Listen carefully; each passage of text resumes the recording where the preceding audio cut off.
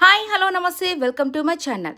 మీకందరికీ ఒక latest news అండి. లేటెస్ట్ అంటే ఏప్రిల్ 11th అయితే మన ప్రదీప్ మార్చరాజు యొక్క ఫిలిం అయితే రిలీజ్ అవుతుంది.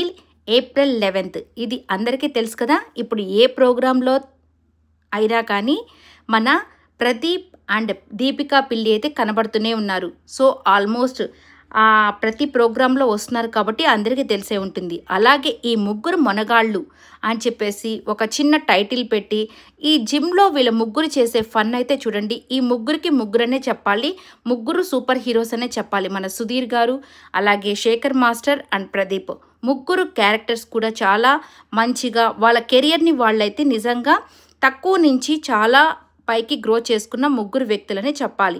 సో వీళ్ళ ఫన్నీ ఇన్సిడెంట్స్ అయితే ఇప్పుడు సోషల్ మీడియాలో హల్చల్ చేస్తున్నాయి.